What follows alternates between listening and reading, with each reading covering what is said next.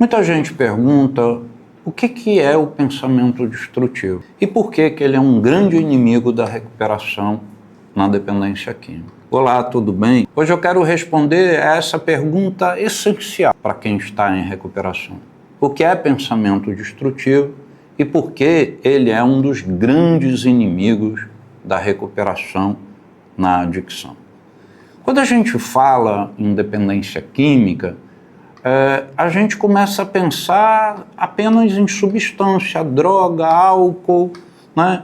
Em comportamentos compulsivos, quando fala da adicção, mas, na verdade, uma recaída começa muito antes do uso, ela começa dentro da mente. É aí que entra o chamado pensamento destrutivo, né? Ele é aquela forma de pensar que nos sabota, que mina a nossa confiança, que corrói pouco a pouco a nossa recuperação. Ele aparece de várias formas, né? Em eu ser negativo o dia todo, de forma bem constante, com uma insatisfação com tudo, com todos, numa crítica exagerada para com o outro, no hábito de culpar os outros pelos meus problemas, né?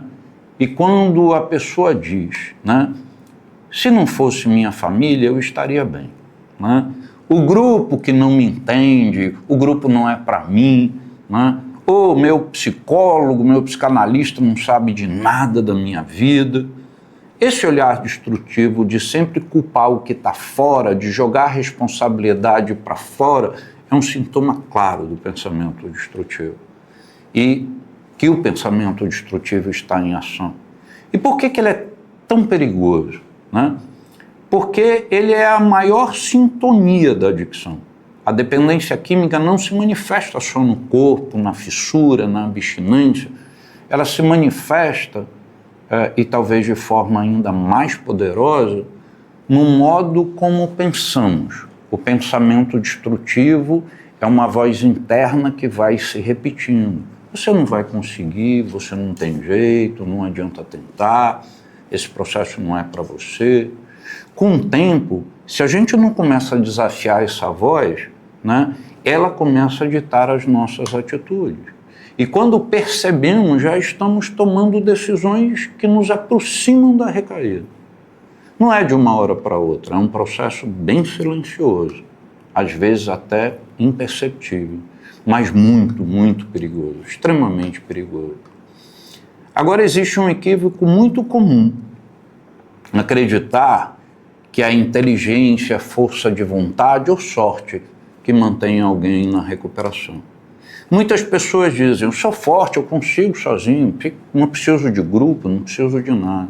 Sou inteligente demais para cair nessa de novo. Eu sei o que a droga causa, mas a realidade mostra bem o contrário. Não é força, não é sorte, não é inteligência. O que mantém a sobriedade é uma atitude de mudança, uma atitude positiva, mudança de mentalidade.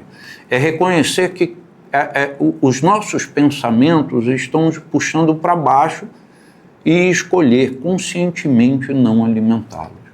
É entender que mesmo depois de anos limpos, se eu voltar a pensar como eu pensava quando usava, cedo ou tarde, o meu corpo vai seguir a mente e eu vou recair.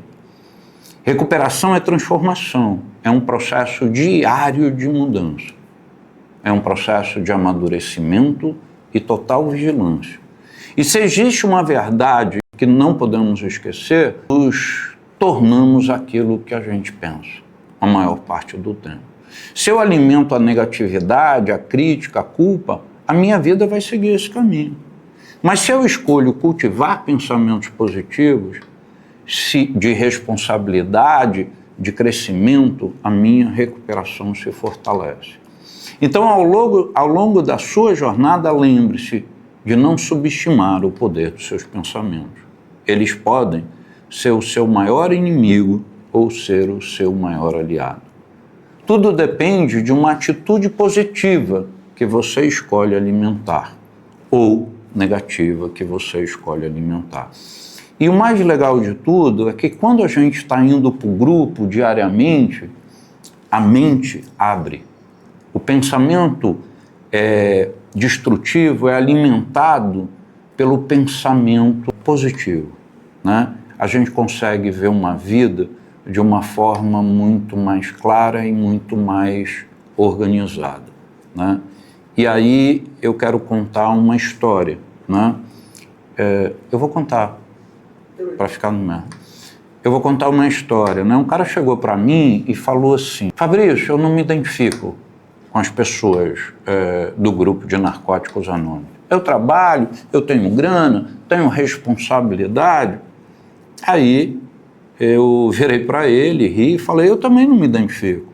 Eu sou psicanalista, eu sou empresário, né? Eu realmente não falo mais de droga, porque eu tenho 30 anos e 4 meses limpo, né? Mas eu posso lhe dizer uma coisa: o Fabrício que chegou em Narcóticos Anônimos, né, com 57 quilos e 1,78 m, né, super magro, o Fabrício que chegou com 5 detenções, foi levado até a delegacia por porte de droga, que teve 2 princípios de overdose e 2 princípios de loucura, esse Fabrício se identifica completamente com o grupo.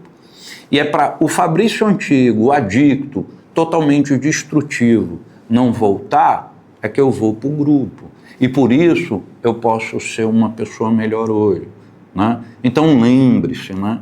Não é o trabalhador, não é o empresário, não é o cara com grana que recai. Quem recai é o adicto. E quando o adicto assume a nossa personalidade, a gente se enche de pensamentos destrutivos, se enche de desonestidades pessoais, e aí a gente chega com toda certeza ao uso de droga.